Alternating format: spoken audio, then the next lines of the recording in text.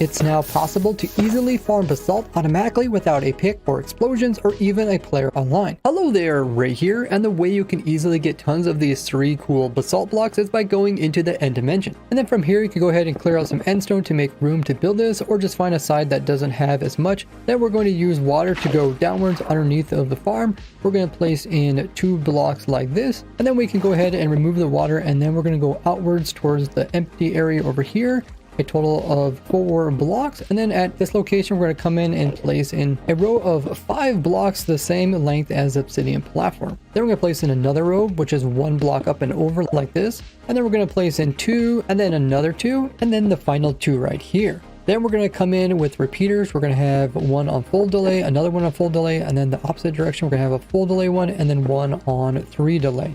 Then we're going to fill this in with some redstone dust, as well as here and all the way down here. And then we're going to start this clock by placing a lever over here, and then we're just going to flick it really quickly. And if you want to turn off the farm, you just break this redstone dust here, and then when the power goes out, just place the redstone back in again. And then this is going to power sticky pistons that we're going to place on top of this redstone right down here. Then we're going to come in with some blue ice. It has to be blue ice. It cannot be packed or normal. Then we're going to place a block here, and then place in our soul soil. Once again, it has to be soul soil and not the soul sand. And then we're going to fill in this here, and now we're going to place in the lava. Before we do that, we're going to place some blocks around the edge here to hold the lava in. Take it all the way to here and right there. And then we're going to do the same thing on this side. Take it from here all the way to the edge of the obsidian. Now put in your 5 lava sources across the entire thing, and they're going to reach across, and then they're going to start converting these empty slots into basalt. And then those basalt is going to start getting pushed out and pushed this direction. Now at this point you can come in over here on this side and place an extra block here, as well as one over here so no items flip out. Now we're going to come and build in the storage system. That is where we're going to connect onto the farthest down block. That is way down here, so just shift click and place a block down there. And then from down here we're going to build away from the platform 2 blocks, and then we're going to do the same thing on this side over here. Now we're going to come in and place in a double chest here, and then we're going to place another one that is just over here like this.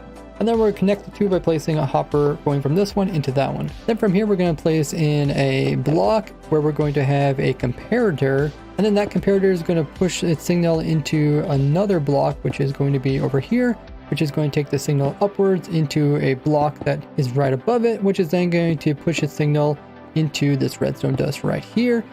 And that comparator is going to be reading this hopper here. And then that redstone is going to be powering this power rail here, and then it's going to be normal rails going that way, and a full solid block right here. Then we're going to knock out this block here. Then we're going to place in a trapdoor here, open it, close it so we can go into crawling mode. Hold the crouch so we can come out here, and we're going to build onto this. We're going to take this all the way across the entire obsidian platform till we come out the opposite side. And then once you come to edge, we're going to carefully just add on 2 more without going out of crawling mode. And then we're going to connect this all up with some normal rails on this side.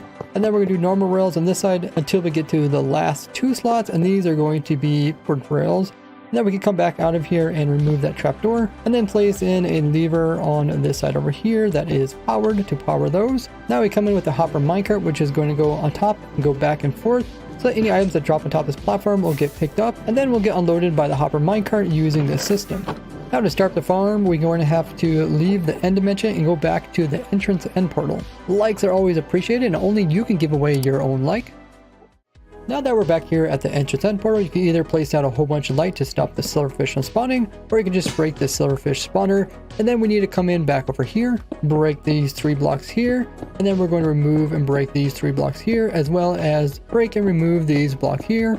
And then we're just going to fill in the rest. Now we're going to come in with a slab right here, and then a boat right in the center, and then we're just going to nudge it with our body until that boat is far enough back that we can place in a snow block here as well as here, then a pumpkin right here, and then we can just push this snow golem into the boat. Then we're going to come over here and build up here using some non-stone blocks. That way we can come in and place in a boat on top of this eye right here. Now we're going to come around looking for a silverfish to put into the boat. We can do this by looking for silverfish infested stone blocks in the floors or in the walls.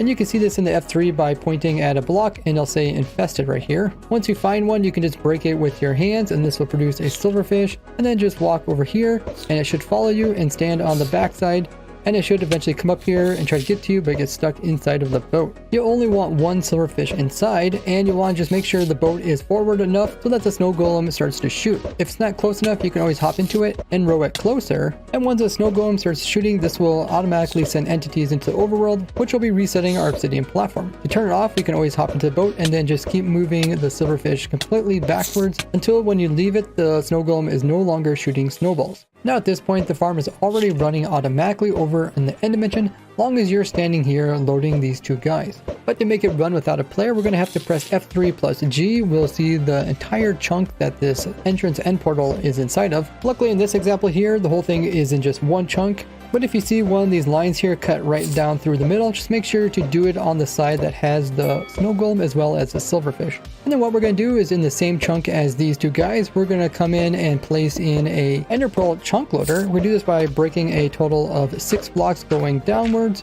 Then we're going to place in some soul sand down here, and then we're going to fill the whole thing up with water sources. You can do this by placing in some ice and then breaking it. Just make sure every single one of them is water sources. And then we're going to come in here and shoot down one ender pearl while standing near the center and facing straight downwards and then moving out of the way. And then this will automatically load the chunk as long as the player who threw it is online. If you want to do it without using any players online, you can use this crazy trick that I discovered almost 10 years ago where you can chunk load with nether portals. But this ender pearl method will work for most. We're going to come in here and just place in some blocks to protect our pearls and one over top like that. Now this whole chunk is automatically being chunk loaded so we can go into the end dimension, and even though we are over here, the overworld is still being loaded, meaning the snow golem is still being loaded and he is constantly mad at the silverfish, so he's constantly throwing in snowballs.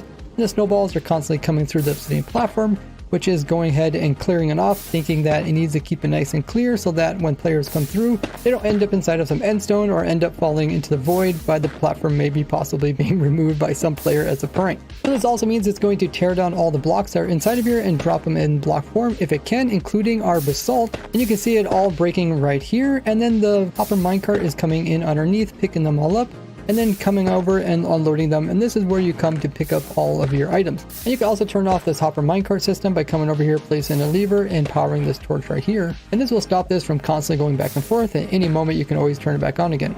Now to prevent the snowballs from ending up in unloaded chunks and potentially causing lag, just come over here and place in some blocks so that the snowballs hit up against them and get destroyed. Make sure to put in this wall outside of the actual obsidian platform.